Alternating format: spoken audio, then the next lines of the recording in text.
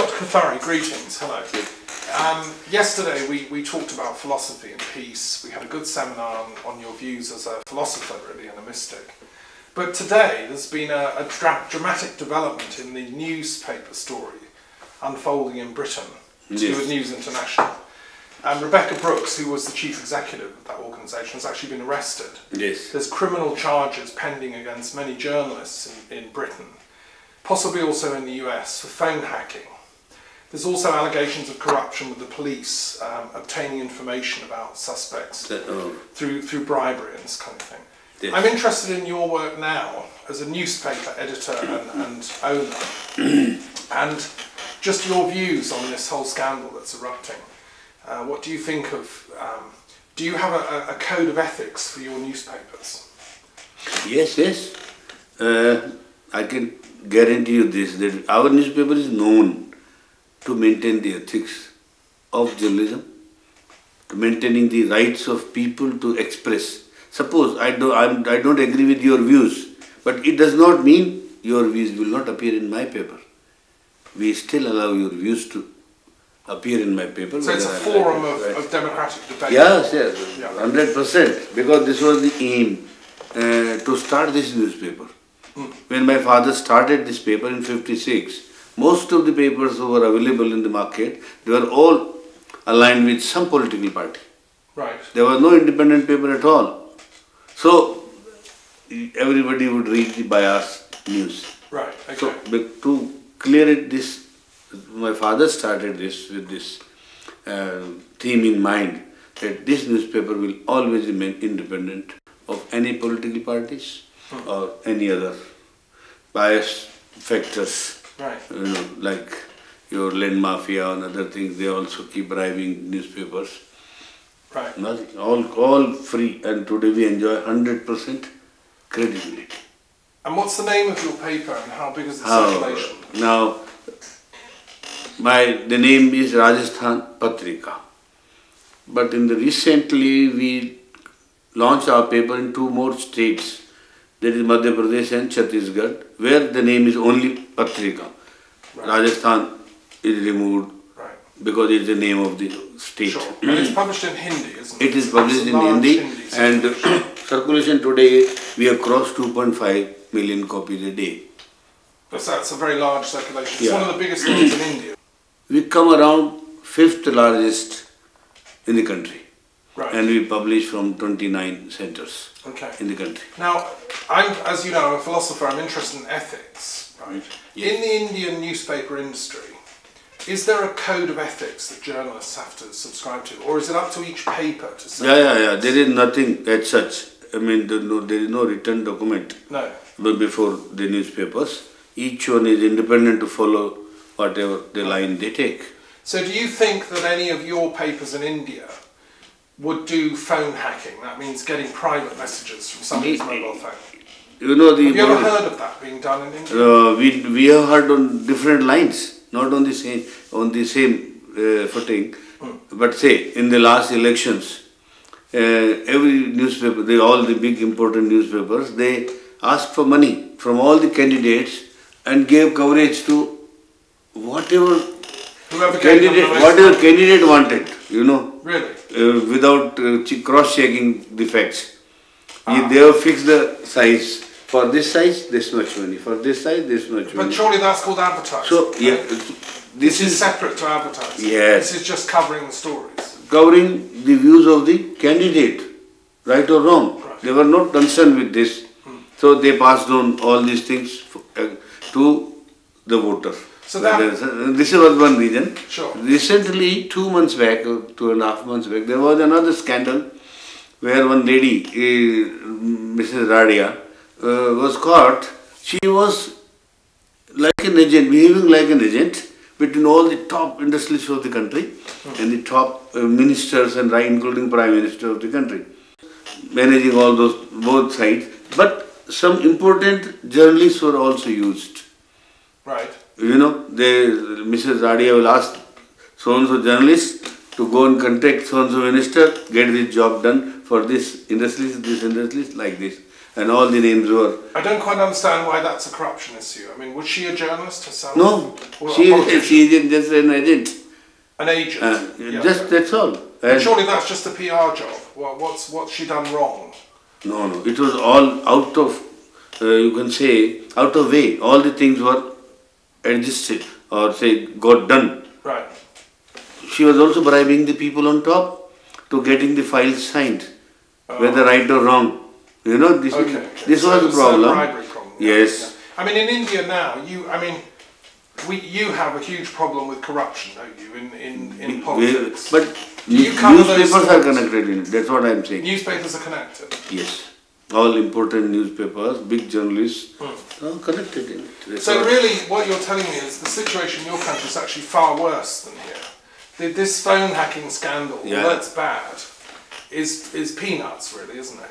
I mean, I think in every country now, because of the information system, everyone is following this or that, but you are all sailing in the same boat. Though only there will be handful newspapers who will be following the ethics to the core. Not much. Well, this goes back to our discussion yesterday about wisdom, doesn't it? Because if people, I mean, Francis Bacon, the philosopher, said knowledge is power, right? Yes. So information is bought and sold. It's a commodity. It is. And people will try and cheat to get information. That's the phone hacking thing, you know, and they're ruthless. So basically you are, you can say, selling the information which is supposed to be the secrets. Right, so sort of, secret. You are selling the secrets in the name of news.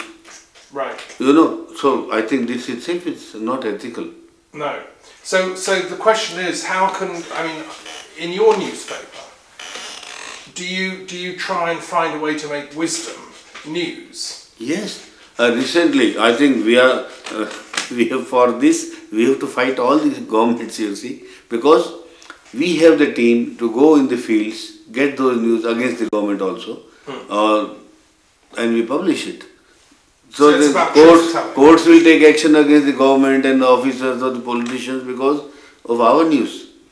So the press is still powerful as a force for good if it sticks to its ethics. It is powerful. Yeah.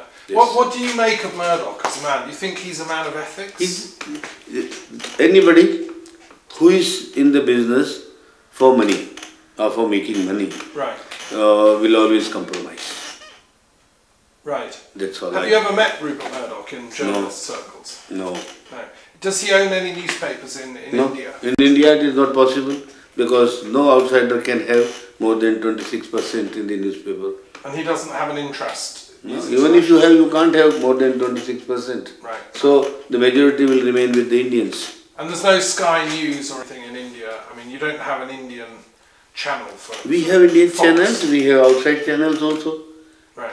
So, for example, BBC is located in London, but we have it in India. Sure. We have the offices of the BBC, correspondents of BBC, everything we have there. But the main one you have is New Delhi Television, isn't it? NDTV. We have many. Now in India, there are almost more than 200 TV channels. Right. Not one or two. Sure. No. Yeah. I mean, the corruption thing, going back to that, a number of yogis in India recently went on fasts, political fasts like Gandhi, against corruption in politics.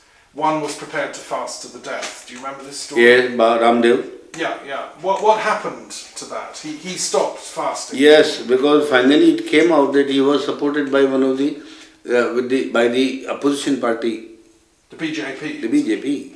So when it became a political agenda for him.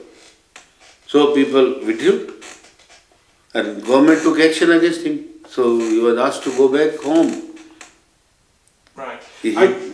What I did in the 1990s in the UK Parliament, in the House of Lords, which is like the Rajya Sabha, I organised a series of seminars on ethics and politics to discuss ethics. You know, is there any such forum in the Indian Parliament at a national level, say in the Rajya Sabha, for people like you and philosophers and yogis to discuss with the government about ethics?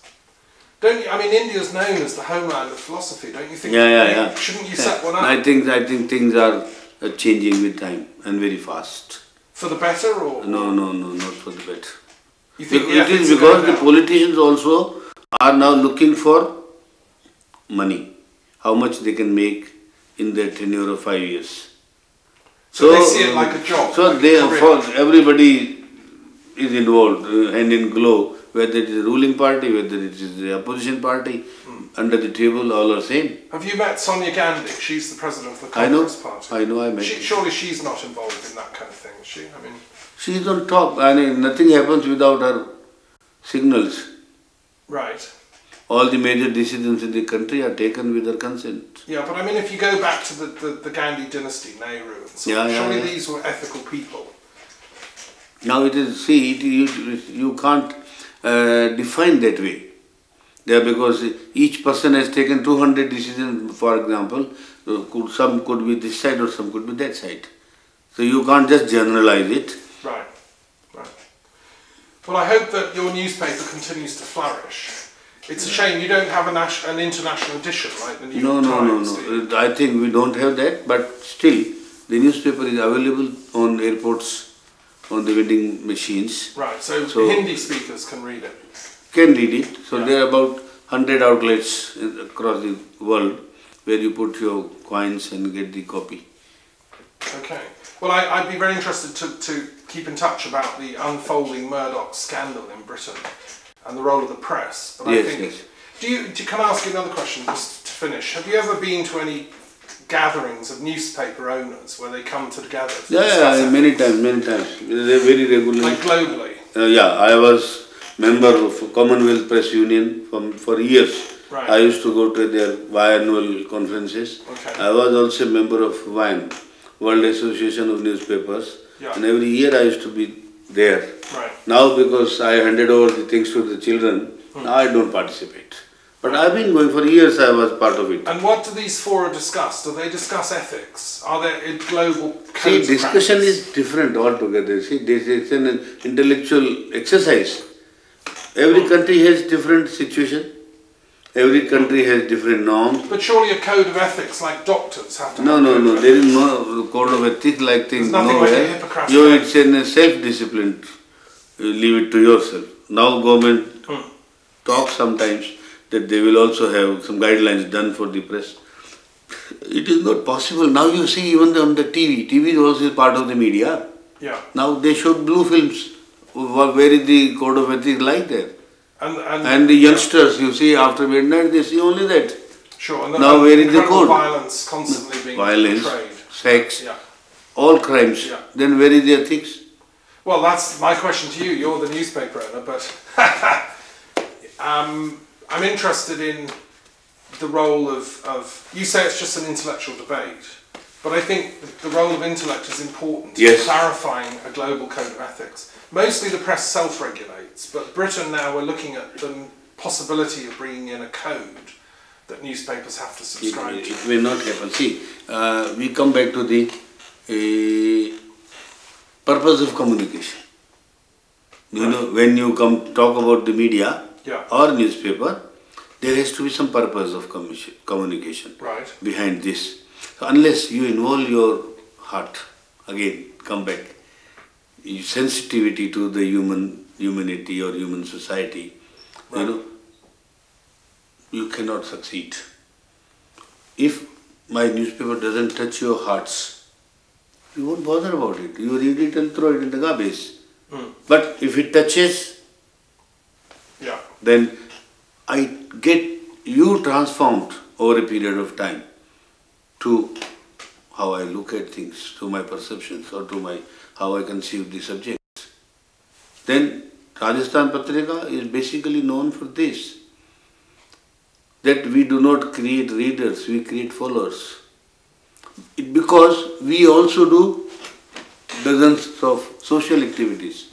Suppose in the summer, we request the readers to come out in the sun and desilt the village pound because it's all dried up. Right. So they will desilt, the whole village will come out. Right. de-silt it. So it acts as a force for social transformation. Yes. An agent. So we have initiated many such type of things. Right. Okay, plantation during the monsoon season. Okay, come out. Celebrate your birthday by planting a tree. You know, like that, you see. Sure. So, everywhere where students need consultation in education, we conduct education fairs, health fairs, book fairs, wherever there is a need. Right. So, people know that we work for their good, not for our good. Our good is automatically included, but I don't have to define it separately. If I work for the society, society will take care of me. This is the formula in our communication. Sure. And that's a different code of ethics, I suspect, to News International. Yeah. And the top-down approach.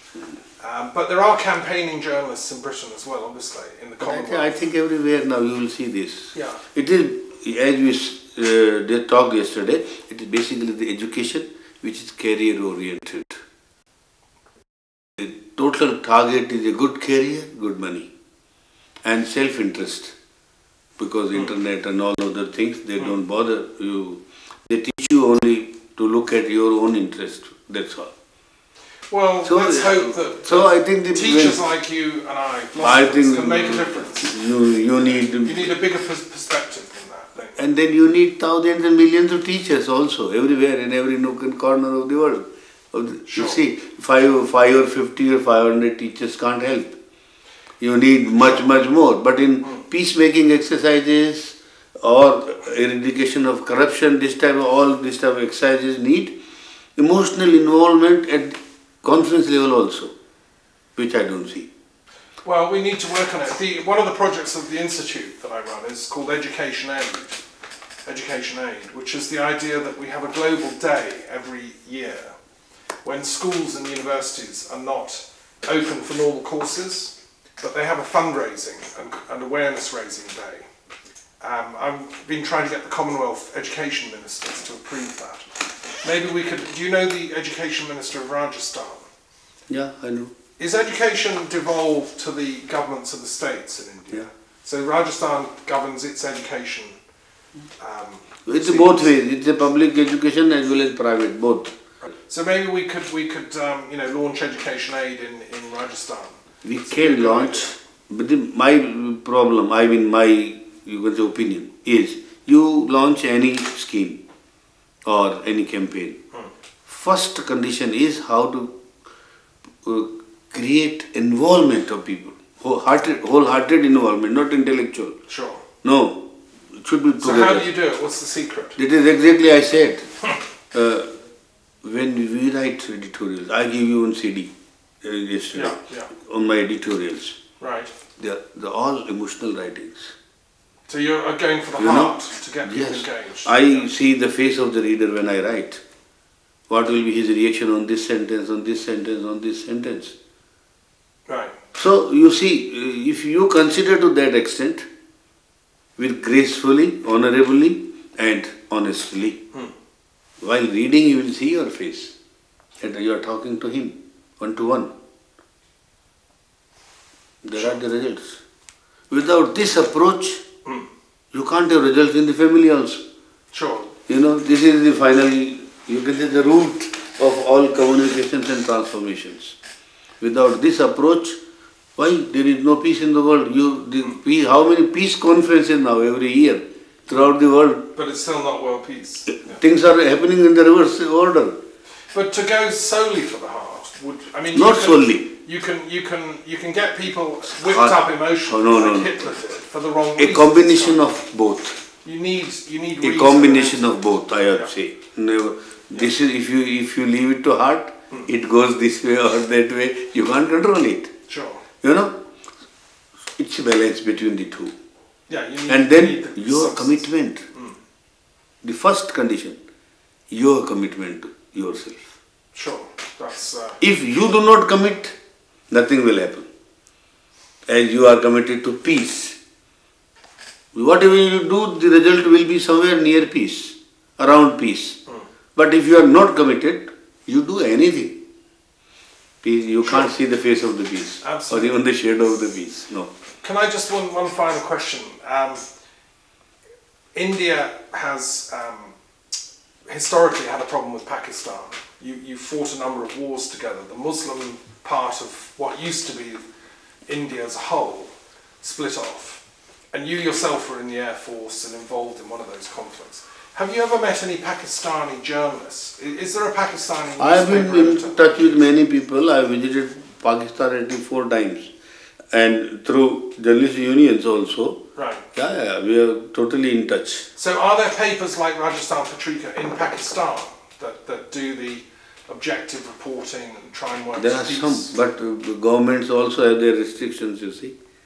You have to, all under control, not directly, openly, you can't do. So the government has a stronger role of censorship in Pakistan press? Very much. More so than India? Yeah, more than in India. More than, in India we don't have practically that censorship. Right. No. But in Pakistan they do? Yes. And what about in Bangladesh? Is it the same there? Bangladesh, the press is not very powerful at all. It's like public bulletins. You can't say they are really press. There are only some, 2 or 3 good papers, but not many. Right. Okay, well thank you so much for sharing your thoughts. And let's watch with interest as this story If you have any question, you can send me on email. Yeah. Surely I will respond it. Okay. Yeah, anytime. Sure. Well, good luck with your future publications. And thank you so much. And thank you for coming to Scotland.